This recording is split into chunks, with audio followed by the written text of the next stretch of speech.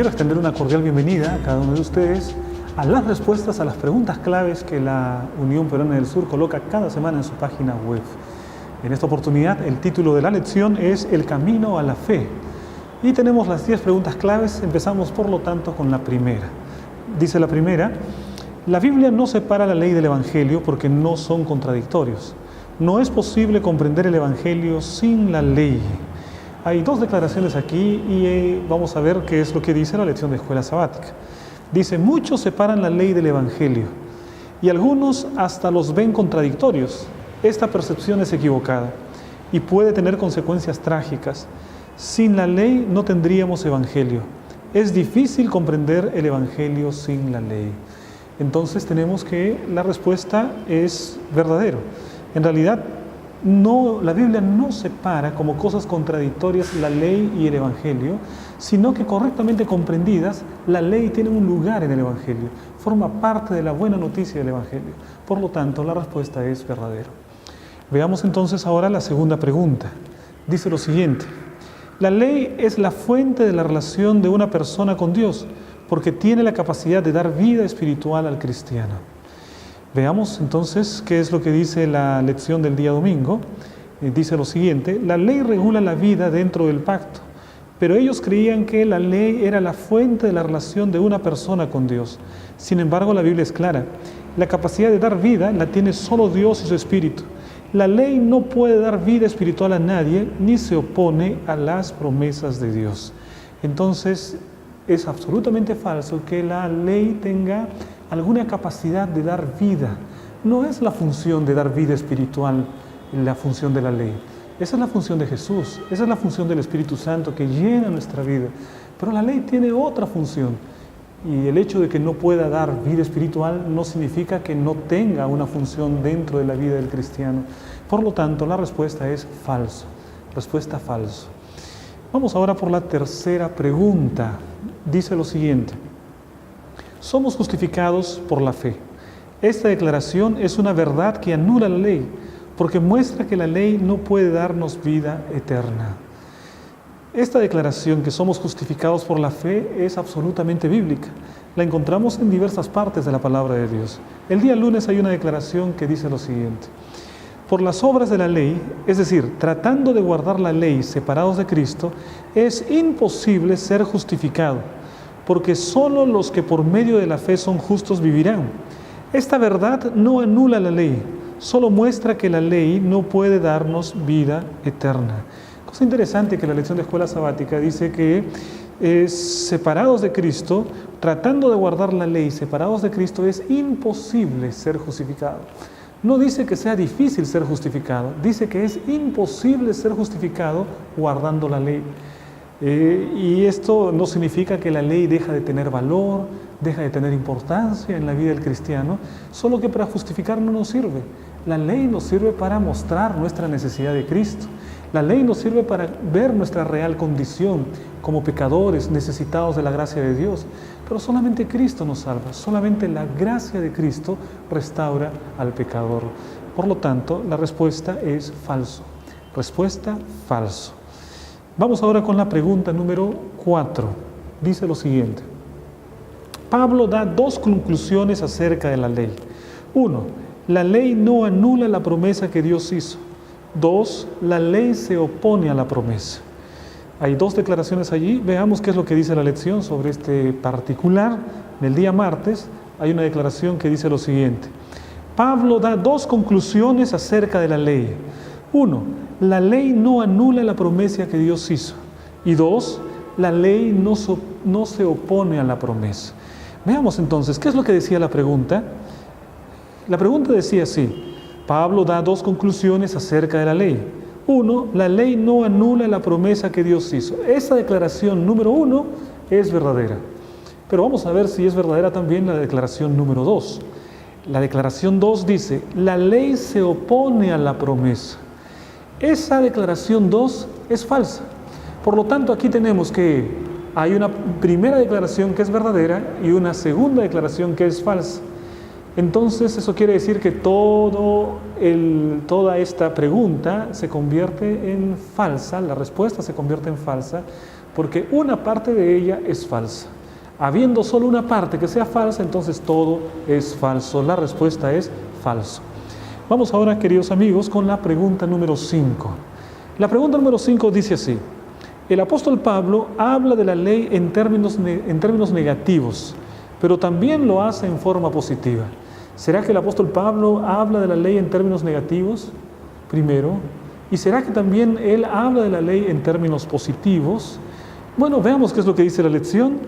Hay una declaración en el día martes que dice lo siguiente: Pablo habla de la ley en términos negativos, por ejemplo en Romanos capítulo 7, versículo 6 y en Gálatas capítulo 2, versículo 19. Pero también lo hace en forma positiva, en Romanos capítulo 7, versículo 12 y 14. Capítulo 8, versículo 3, y hay varios otros lugares donde el apóstol Pablo habla de la ley en tono positivo. Es que el apóstol Pablo está hablando acerca de lo que puede hacer la ley y de lo que no puede hacer la ley. Cuando habla acerca de la ley en tono negativo, lo que está diciendo es: la ley no sirve para esto, no sirve para salvar. Cuando habla en tono positivo, está hablando acerca de lo que la ley sí tiene como función. Por ejemplo, la ley tiene como función mostrar nuestra condición de pecadores, mostrar nuestra necesidad de un Salvador. Para eso la ley es buena, para eso la ley es positiva. Para salvar, la ley no es buena, solamente Cristo salva. Pero la ley me muestra la necesidad que yo tengo del Señor Jesucristo. Cuando me muestra el pecado, me muestra la necesidad de buscar un Salvador. La respuesta entonces, vamos a ver aquí, es verdadero. Veamos ahora la pregunta número 6. Pregunta 6. En la sociedad romana, el paidagogos era un esclavo que tenía autoridad sobre los hijos del amo, desde los 6 años hasta que llegaban a la madurez. Bueno, aquí hay una referencia a la sociedad romana. Y dentro de la sociedad romana se habla acerca de un paidagogos. Esa es una palabra en griego, paidagogos. ¿Qué significa esta palabra?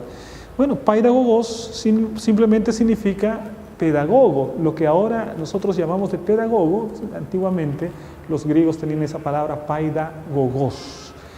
¿Quién era? Dice el día miércoles: en la sociedad romana el paidagogos era un esclavo que tenía autoridad sobre los hijos del amo, desde los 6 años hasta que llegaban a la madurez. Además de atender las necesidades físicas de ellos, les proveía la comida y la ropa y los protegía de cualquier daño. Es decir, se trataba de algo más que un profesor, alguien que además de enseñarle ciencias, conocimientos particulares, además de eso también los cuidaba, atendía necesidades físicas, los alimentaba, los protegía frente al peligro. Entonces el paidagogos era algo un poco mucho más amplio de lo que ahora nosotros sabemos de nuestros profesores. Esto es, y recuerden ustedes que la palabra de Dios compara a la ley con un paidagogos, es decir, con un conductor, con un guía. La ley tiene esa función de enseñarnos también, y la ley también tiene esa función de protegernos también. Entonces, la respuesta es verdadero. Vamos ahora con la pregunta número 7. Dice lo siguiente: la condenación que la ley nos produce es la que nos impulsa a Cristo. Esta es una pregunta interesante y vamos a ver qué es lo que dice la lección del día miércoles. Ahí hay una declaración que dice lo siguiente: esta tarea significa que la ley también tiene un aspecto negativo, porque nos reprende y condena como pecadores. No obstante, Dios usa aún este aspecto negativo, entre comillas, para nuestro beneficio, porque la condenación que la ley nos produce es la que nos impulsa hacia Cristo. Es decir, la ley nos muestra como pecadores, nos señala: tú eres un pecador, tú eres un ladrón, eres un adúltero, eres alguien que no respeta al padre y a la madre.